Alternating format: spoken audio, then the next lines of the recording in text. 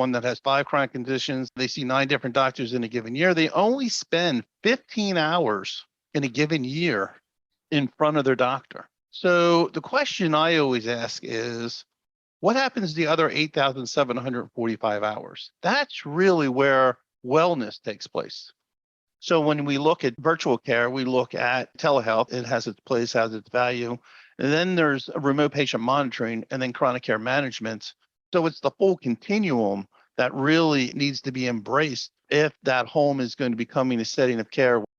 How does this unified virtual care collaborative platform support what you're doing? Those are some of the key questions that I would be asking if I were a health system. Welcome to the Healthcare Leadership Experience, a place where healthcare leaders will share proven strategies and innovative approaches to leading the clinical and business side of healthcare. This show is sponsored by Vi Healthcare Consulting, who has proudly helped hospitals save over $700 million in non-labor costs since 1999. Here's your host, Lisa Miller, founder and CEO of Vi Healthcare. Hi, this is Lisa Miller, and I'm the host of the Healthcare Leadership Experience. Welcome to today's show. We have special guest Tom Foley, who's the Chief Growth Officer at GenieMD.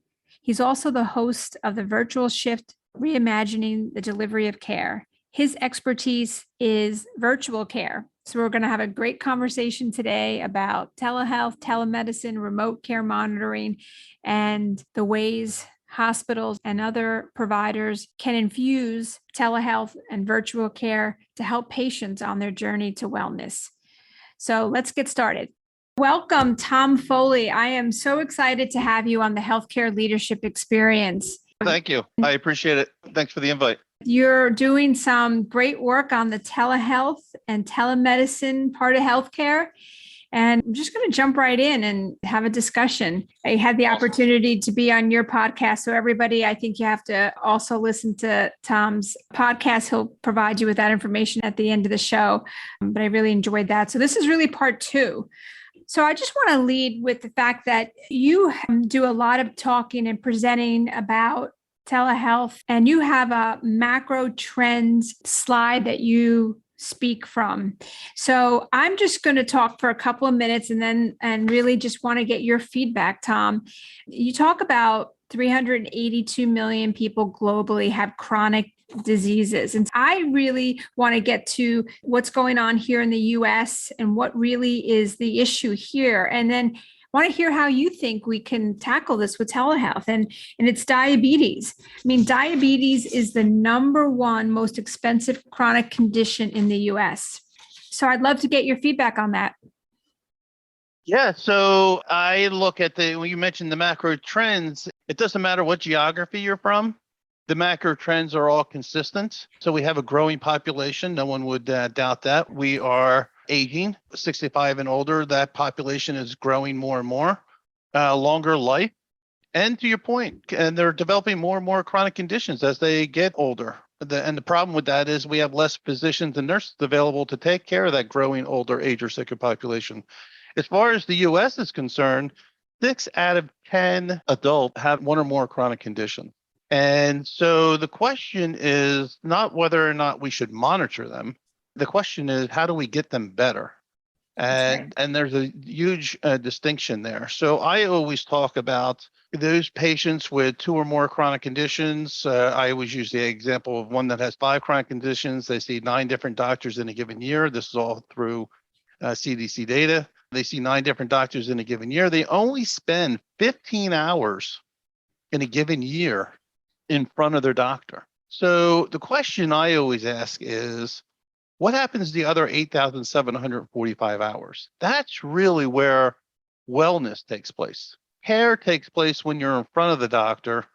Wellness takes place because I decided as the consumer, as a patient, that I've obviously become aware through talking with my doctor what the state of my health is and what am I going to do differently. And it's at home that makes the most difference. I, unfortunately had the need to take care of many loved ones. One was my father who had diabetes, and diabetes doesn't hurt until the end stages.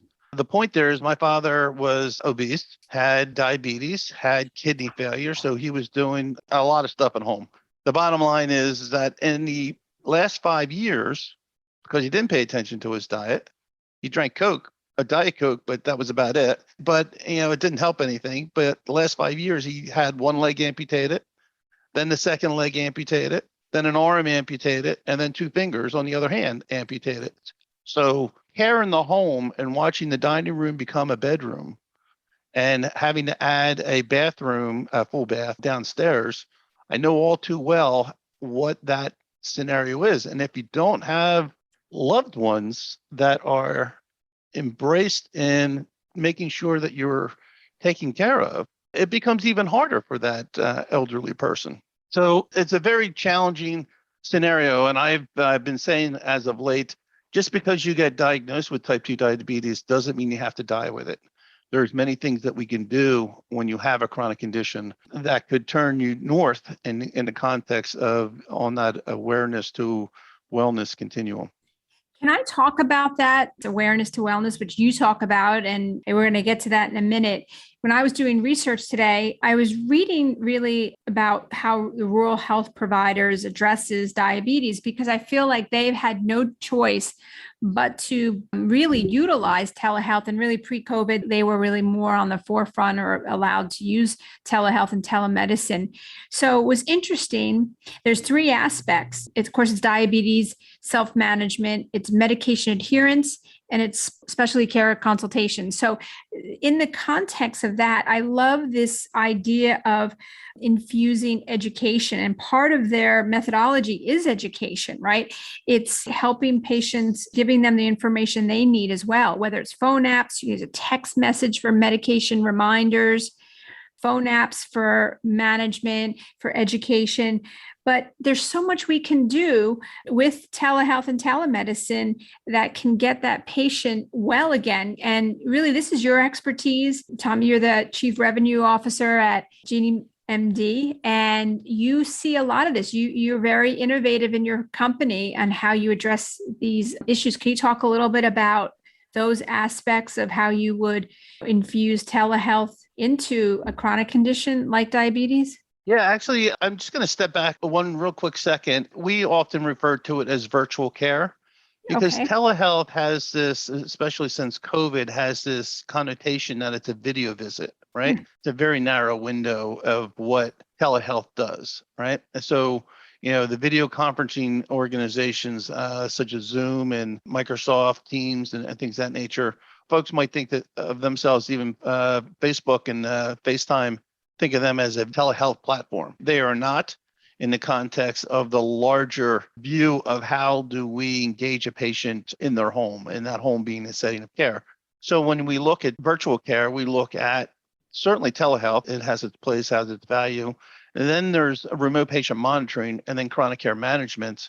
So it's the full continuum that really needs to be embraced if that home is going to be becoming a setting of care, whether it be for ambulatory reasons or, the hospital at home type of use case. So let's just jump into remote patient monitoring, right? You could have diabetes. Your provider could prescribe you into a remote monitoring program for diabetes. But are we there to help you manage it, or are we there to help you get rid of it? In my view, that's the big question. We can help you manage it, but so we're addressing the symptom and not the problem, right? So diabetes, if you're obese, like my father, sometimes you have that condition because you're not exercising, you're not dieting. People need other people to lean on when they need help. And so that health coach, that care coordinator, often becomes an educator and a coach role to things that they should be doing. It's so we can monitor that your glucose level is good every day. It doesn't come outside the range. So thumbs up for you. And that's good stuff, right? You're not eating the jelly donuts as often as you used to. That might be a good sign. But are you losing weight? Are you exercising? There are other things that you can do that could help you along, again, that path to wellness. Wellness sometimes means you've gotten rid of that chronic condition and you know how to manage yourself accordingly. I always use the show The Biggest Loser as the exaggerated point of I walk onto the show with a bag of pills because I have diabetes and I have every other condition imaginable. And I walk off the show empty-handed because I learned how to diet, I learned how to exercise, and I learned how to manage myself. And they got in a different headspace relative to who they are and what they can achieve. And that's really powerful relative to the ultimate purpose of a delivery of care organization, in my view. Yeah, absolutely. You talk about a healthcare digital transformation journey. Can we talk a little bit about that in terms of, the work that I do within hospitals is supporting hospitals, and whether it's a cost innovation, cost savings, process improvement, and those things. And so we're learning to really be innovative in how we utilize virtual care, which I love better, in so many different ways. There's so many aspects you can put that on the patient journey. Can you speak to a little bit of that, how you see the patient journey and virtual care and the opportunities that exist for hospitals? Yeah, great question. I appreciate it. And the journey is, we all have to remember that every consumer, every patient is on a different journey. So a health system's ability to be nimble and be able to flex in the context of uniquely supporting each patient relative to their unique journey. Not every person with diabetes, not every person with hypertension is not basically the same. But that said, I talk about 3 continuums, and I try to merge that into a healthcare digital transformation journey. Ultimately, we want to get from an institutional centric care to a health consumer centric care. And the first continuum I talk about actually begins with COVID. And while there was people don't remember, but before COVID, there was a lot of good stuff going on. One of them was transitioning to a value-based care model versus an episodic care model.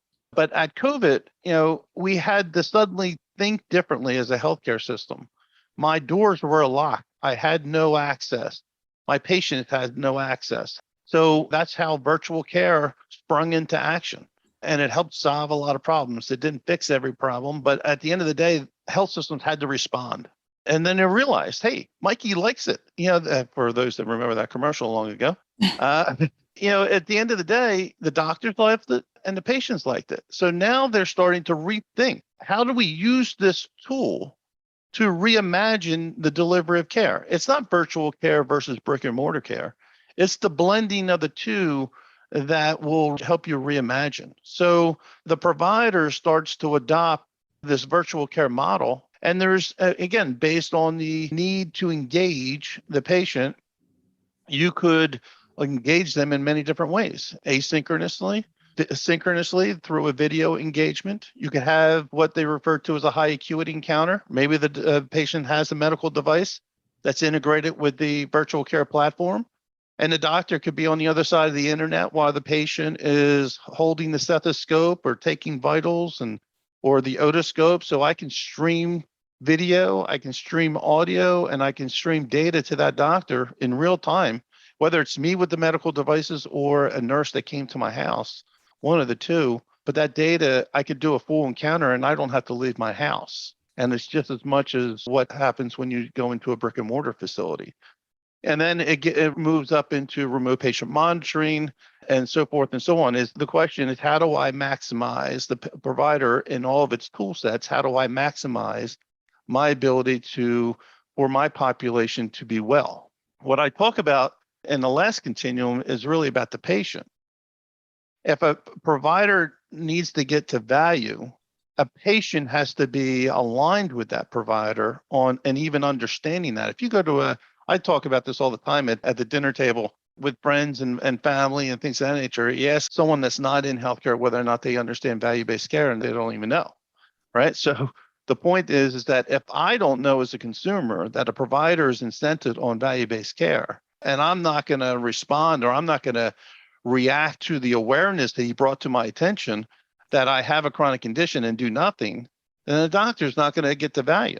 So it's got to be a collaboration between the doctor and the patient as to how do we get to wellness? Because we both want to get there and they both benefit from it.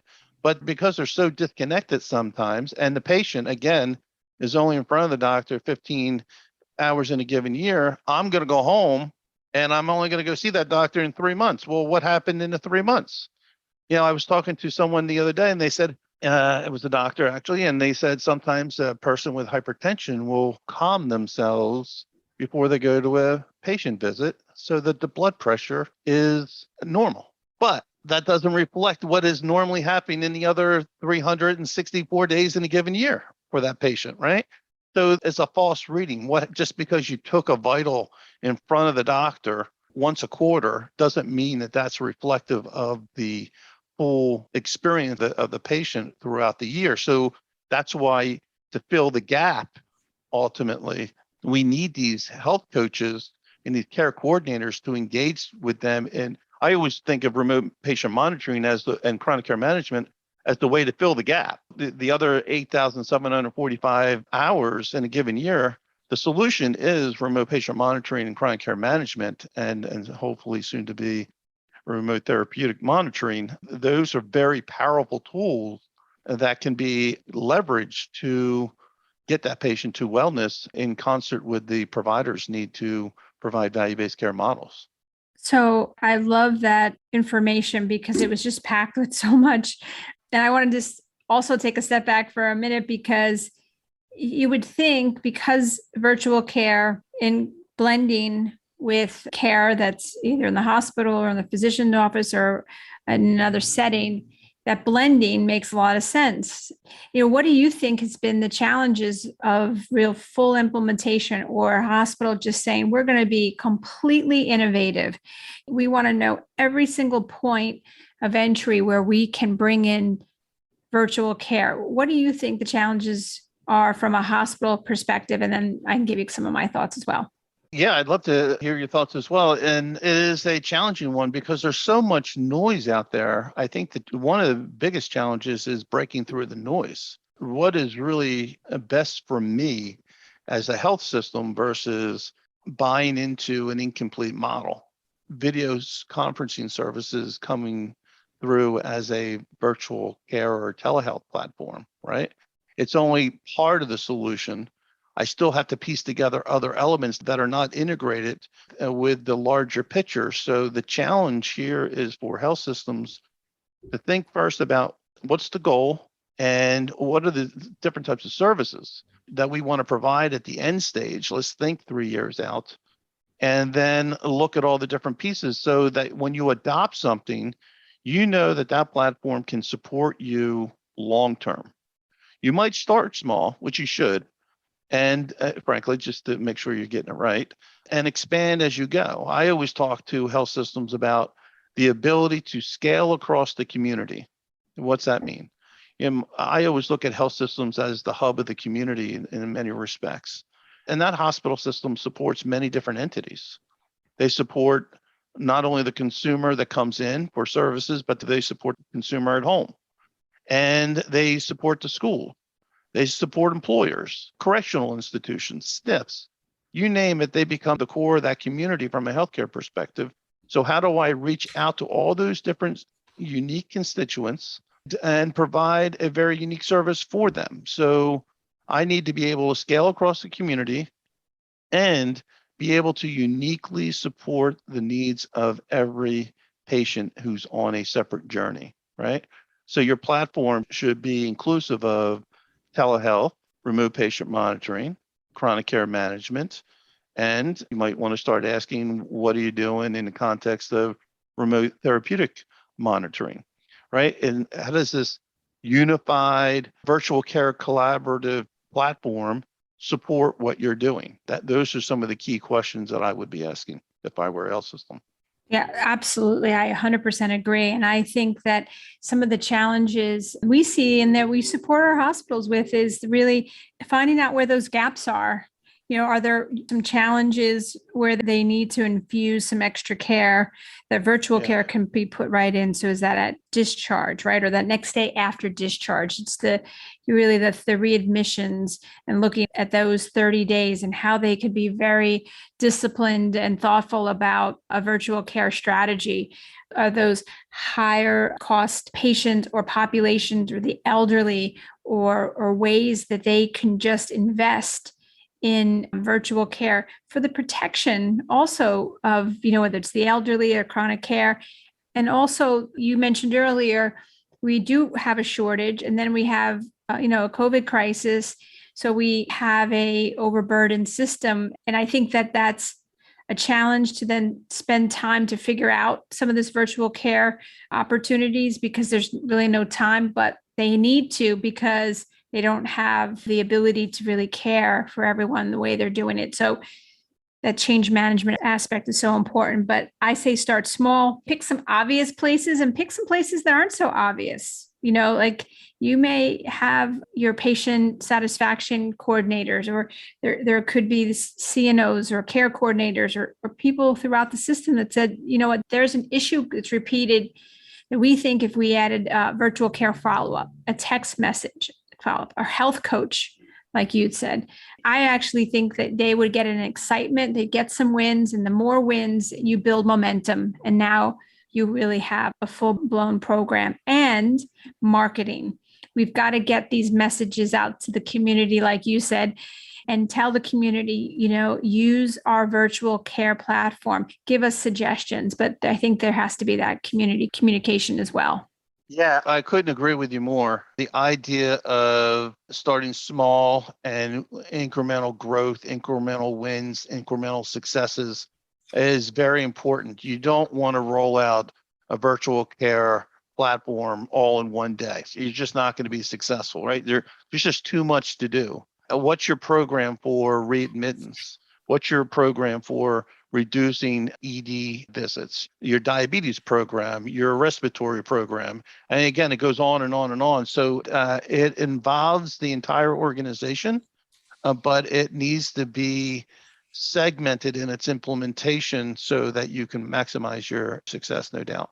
So we have still a few more minutes left, and I want to go back to diabetes only because it's more from an informational perspective. And those who hear my podcast or hear webinars and videos know that I really like to dispense data and information. So if you don't mind 1 second, Tom, because I feel like this is an area where we can provide the audience with some really compelling information. And then I want to talk about your work in your organization at GenieMD. And I've got some questions around there. So for my audience, I do think that as hospital leaders, the issue with diabetes is really a problem that we're going to have to solve for many different reasons. And so I think it's his biggest opportunity to think about how you could use virtual care.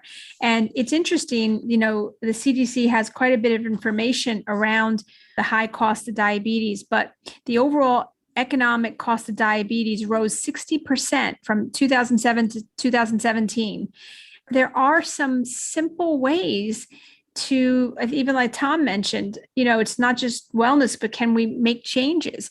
I mean, it's about blood sugar management, and it's about getting patients to come in and do things like regular eye exams or foot exams, or detecting early treatment for diabetic kidney disease. There's a lot of things that we can do on the preventive side, but like Tom said, have the monitoring, have a coach, because this will help reduce emergency visits or those, additional comorbidities, things that complicate the care when patients come into the hospital. So for my audience, I do have, and I'll put this on our website, it's a nice document about diabetes interventions from the CDC. I want to pass it on to everyone.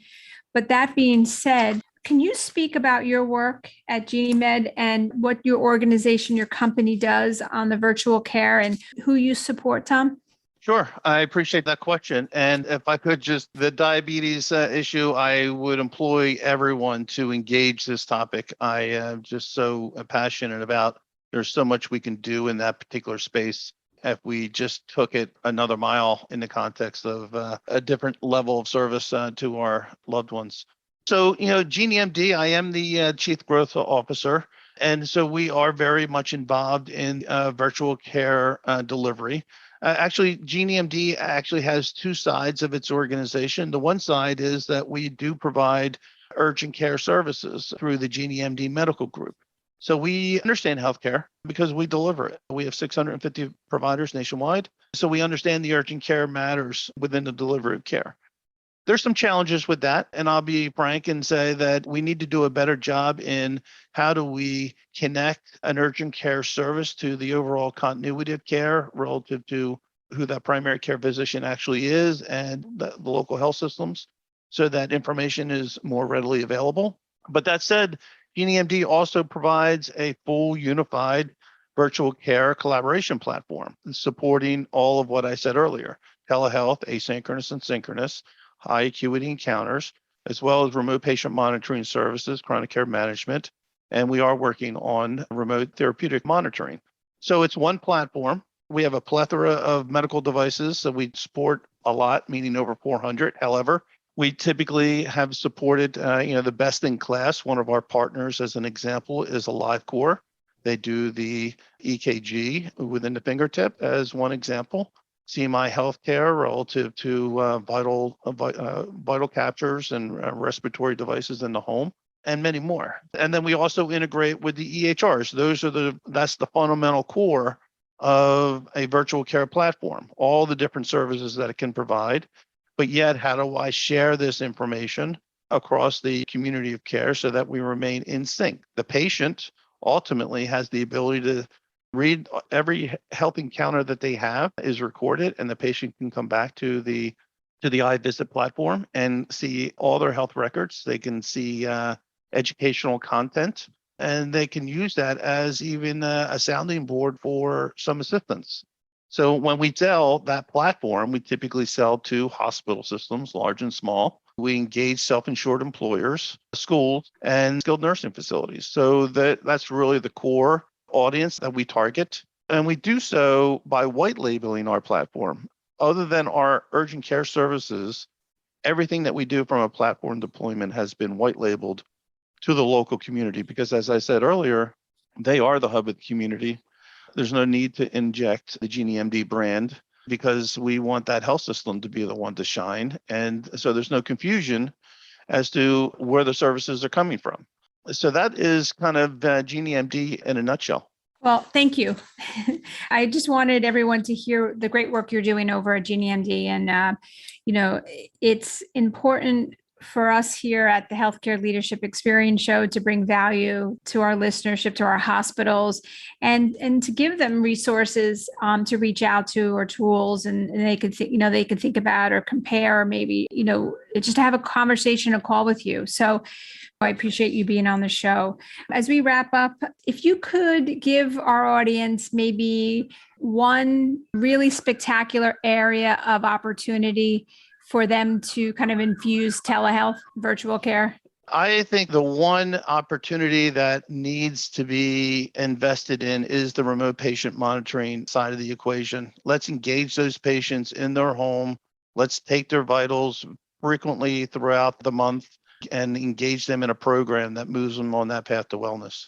So I have to 100% agree. I think that's the most underutilized aspect of virtual care. My mom is on a remote monitoring program, and I just think it's fantastic. And it allows her primary care to see her blood pressure, particularly in her case, but she's also had it for some heart monitoring. But she's gotten calls, she's gotten check-ins, come see me. And it really has, number one, it's accountability too. Like, okay, somebody's watching, it's accountability, which is good if there's a behavioral component.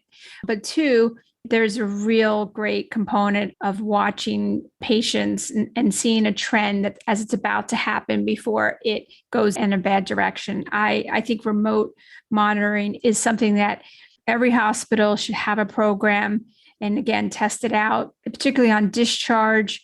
Are there patients that you just want to stay connected to?